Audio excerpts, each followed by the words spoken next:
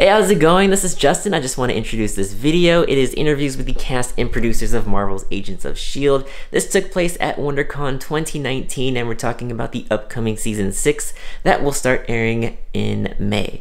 So yeah, stick around to the very end. There's a couple of outtakes that fill the background for the end screen, and like, subscribe, and enjoy. What's up, guys? I'm at the Arena 1 press room for Agents of S.H.I.E.L.D. It's gonna start in a few minutes. But check out my spot for the press line.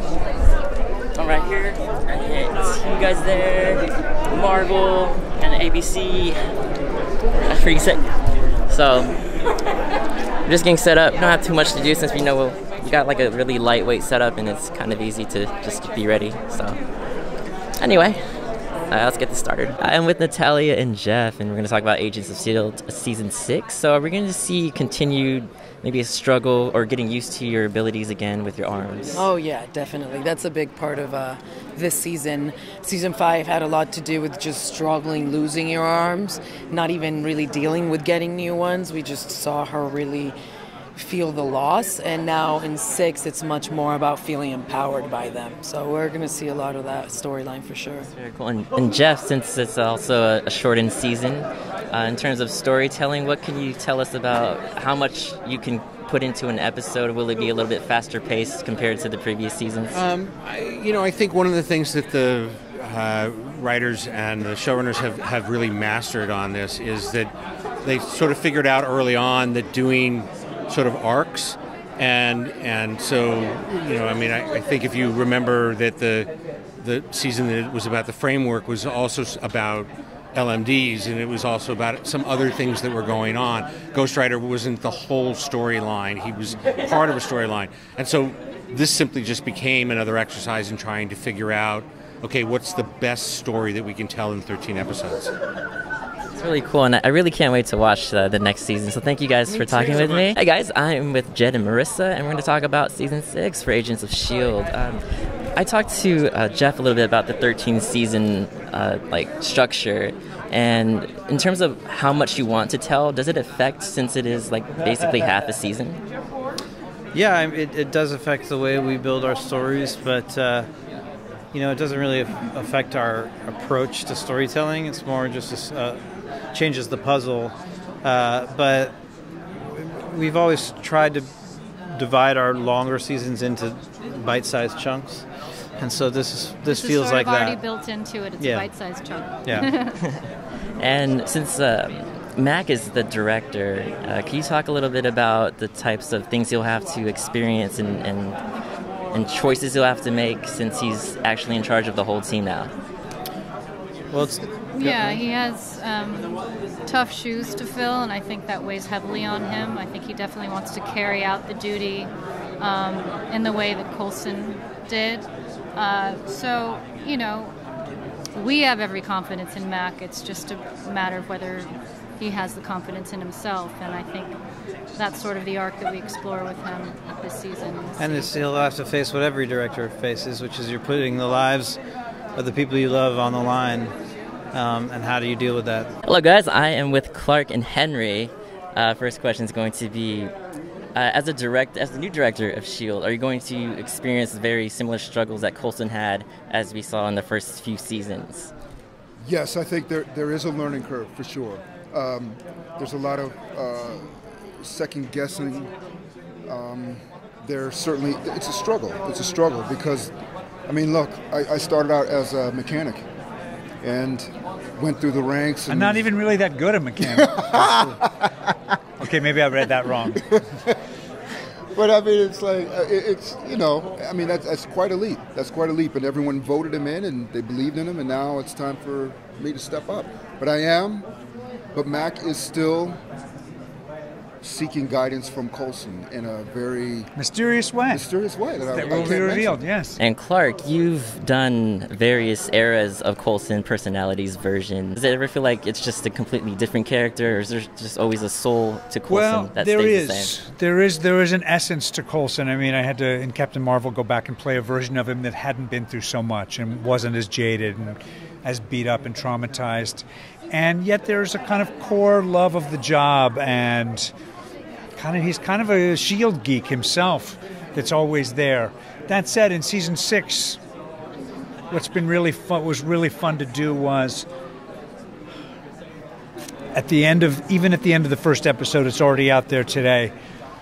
There's a group of beings that are showing up through these portals and wreaking havoc on Earth, and they are not good. They're not good. And their leader happens to look a hell of a lot like Phil Coulson. So I have a very different challenge as an actor this season. In terms of weapons choice, does the axe or the hand weapon defeat which one? I mean, the shotgun axe. The shotgun axe is the king of all weapons, right? Oh, yeah, that's my baby. Well, there you have it. We've got Henry and Clark right here for Agents of S.H.I.E.L.D. Watch it in May. Thanks so much. Hello, I'm with Elizabeth and Jeph. Wait, what is this? A recorder and a... Wow, and it's got a mic on the end. Well, that's exciting. That's pretty cool. That's pretty cool. So, Elizabeth, my first question would be, Fitz and Simmons has been through so much over the years, and what kind of ups and downs can we expect in terms for season 6? Will it be just as intense as it was last season, and will there always be like some type of romantic connection between the two? Oh, yeah, I think now we're forever romantic. If Iain has been to see you yet, don't listen to his answer on that. Or if he is yet to come, just you let him know it's romantic. I mean, we are married at this point. Well, so... he doesn't know that. Oh, he doesn't know that? Right? Oh my gosh, he doesn't know that. No, because this Fitz was in space while the other Fitz was on Earth. So this Fitz doesn't know you're married or anything. Yes, good idea. So I might get an upgrade on the ring. You never know. I mean, I don't think that it's going to necessarily be plain sailing for them. I think the lovely thing about them is that no matter what, they will always find a way, you know? Yeah. And Jeph, since it's a 13-episode season, did the storytelling have to adjust a little bit since it's not 20-plus episodes? Absolutely. You know, most seasons we would do 2 or 3 different arcs within the season. You know, we'll tell this, then the new bad guy or something. And with 13 episodes, it's just everything's much more compressed and much more intense, and things happen faster. So I think people will like that. But we definitely had to adjust how we told stories. Jeph? Yes. Iain or Jeph? Iain or Jeph. Iain first is pretty I'm with Jeph and Iain from Agents of S.H.I.E.L.D. and we're going to talk about, I guess, next season. So, you get blinked out, kind of in the finale. Yes. When you, I guess, come back, are you going to be maybe a little bit different than you were before because of events changing? I'd say, yeah, if I come back, probably would be a little different because, you know, there's a lot's happened. So it would probably change him a little bit. So I think you'll see a new Deke. Cool. Yeah. And Iain, there's like a forever romantic roller coaster with Fitz and Simmons. Are we going to see like just more amplified roller coaster experience with the two? Yeah, I think, as is kind of the natural cycle of their relationship, it seems that, you know, that would follow. The way it was left at the end of last season, you know, it's kind of hard to see where they go from here or how they, you know, what the next. It's kind of complex. It's all kind of tied up in like time travel and different dimensions and stuff. So I'm not sure if that answers the question. I think I just kind of spitballed for a little bit there. And since we know the grandson appreciation in last season, it's going to be a little bit different in this season. The what, sorry? Grandson appreciation. What was that? The grandson appreciation. Oh, the grandson How much you appreciation. appreciate me. Yeah. Oh, yeah. I think it just. I mean, it would be weird, wouldn't it, if you think about it? If like you met someone and you were just like hanging out with them and they were like pretty, you know, and then they're like, oh, by the way, this is your biological grandson. Yeah. You'd be like, oh, no way. But here he is. No, but yeah, I think that's the thing with that character is that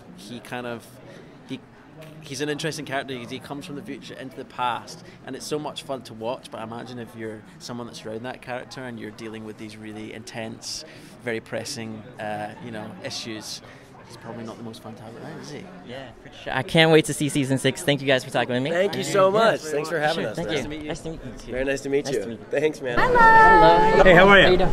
Hey, how's it going? Are you going to Disneyland at some point? I shopped at Disneyland yesterday. Oh, so you went? I went. It was busy.